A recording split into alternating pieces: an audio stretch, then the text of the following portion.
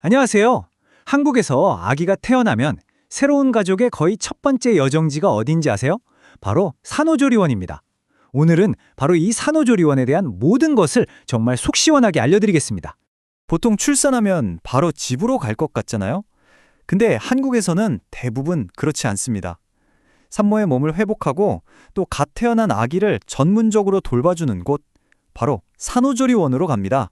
어느 정도냐면요. 2023년 통계를 보니까 와, 정말 열의 8, 9명은 산후조리원을 이용했더라고요. 이건 뭐 선택이 아니라 거의 필수 코스가 됐다고 봐야겠죠? 자, 그럼 비용은 어떨까요? 평균적으로 2주 머무는 데 드는 비용이 무려 287만 원입니다. 정말 만만치 않은 금액이죠. 가족의 첫 시작부터 꽤 큰 지출을 하게 되는 셈인데요. 자, 그럼 이 현실을 숫자와 함께 좀 더 깊이 파고 들어가 보겠습니다.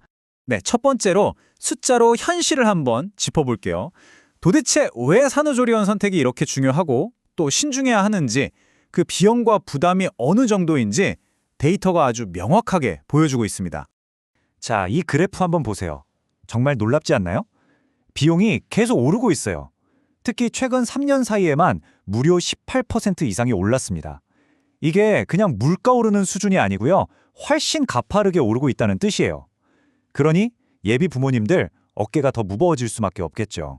상황이 이렇다 보니까 산모들에게 정부에서 뭘 도와주면 가장 좋겠어요? 라고 물어보면요. 답은 거의 정해져 있습니다. 보시는 것처럼 산후조리 비용 좀 지원해 주세요. 이게 압도적인 1위예요. 다른 어떤 것보다도 직접적인 금전적 지원이 가장 절실하다는 거죠. 68.5%. 이게 어떤 수치냐면요. 산후 우울감을 경험해본 산모의 비율입니다. 3명 중 2명 이상이에요. 정말 높은 수치죠. 그러니까 이 산후조리 기간이 단순히 몸을 회복하는 걸 넘어서 엄마의 마음까지 돌봐야 하는 정말 중요한 시간이라는 겁니다. 그래서 스트레스 없이 제대로 된 곳을 고르는 게 그만큼 중요하고요. 자, 그럼 이렇게 복잡하고 중요한 결정을 어떻게 해야 후회가 없을까요? 맞습니다. 계획이 있어야 돼요. 그래서 저희가 전문가들의 조언을 싹 모아서 이것만은 꼭 확인해야 한다 하는 후회 없는 선택을 위한 체크리스트를 만들었습니다. 자, 체크리스트 첫 번째 파트, 바로 아기 케어입니다. 무엇보다 가장 중요한 건 우리 아기잖아요. 그러니까 신생아 한 명당 돌봐주는 선생님이 몇 명인지, 전문 간호사가 있는지, 소아과 의사 선생님은 얼마나 자주 오시는지, 그리고 혹시 모르니 24시간 캠으로 아기를 볼 수 있는지, 이런 것들을 정말 꼼꼼하게 따져봐야 합니다. 아기만큼이나 중요한 게 바로 엄마의 회복이죠. 두 번째 파트는 산모 회복입니다. 매일 나오는 식사와 간식이 영양가 있고 맛있게 나오는지, 특히 출산 후에 꼭 필요한 가슴 마사지 같은 전문 서비스가 있는지, 그리고 좌욕기처럼 개인적으로 쓸 수 있는 회복 시설들은 잘 갖춰져 있는지, 또 혹시 모를 응급 상황에 대비해서 큰 병원이랑 가까운지도 꼭 체크해야겠죠.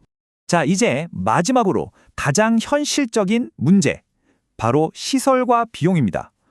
방은 깨끗한지, 창문은 있는지, 남편은 같이 지낼 수 있는지, 이런 기본적인 것부터 조기 예약하면 할인은 되는지, 그리고 제일 중요한 거, 혹시라도 중간에 취소하게 되면 환불은 어떻게 되는지, 이런 규정들은 계약서에 사인하기 전에 정말 100번 화면에도 모자랍니다. 꼭이요. 자, 지금까지는 기본적인 체크리스트였고요. 이제부터는 정말 아무도 잘 말해주지 않는 비밀에 대해 이야기해볼까 합니다. 이걸 모르고 가면 많은 부부들이 여기서 예상치 못한 갈등을 겪게 되거든요. 바로 숨겨진 압박 포인트가 있다는 겁니다. 이혼하기 싫으면 남편들 필독. 와, 문구가 정말 강렬하죠. 이게 실제로 한 경험자가 쓴 글의 제목이에요. 좀 극단적으로 들릴 수도 있지만 이게 뭘 말하는 거냐면요. 산후조리원에서 사용하는 아주 교묘하고 현실적인 판매 전략을 꼬집는 겁니다. 이걸 일종의 가스라이팅이라고도 볼 수 있는데요. 어떤 상황에서 벌어지냐면요. 보통 조리원에서 산전 마사지 무료로 해드려요 하거든요. 그래서 마사지를 받고 나면 몸도 나른해지고 기분도 좋잖아요. 바로 그 타이밍에 마음이 약해진 틈을 타서 비싼 추가 서비스를 권하는 상담이 시작되는 겁니다. 시나리오는 이렇습니다. 일단 무료 마사지를 받게 하죠. 그리고 상담에 들어가서 몇백만 원짜리 패키지를 보러 줍니다.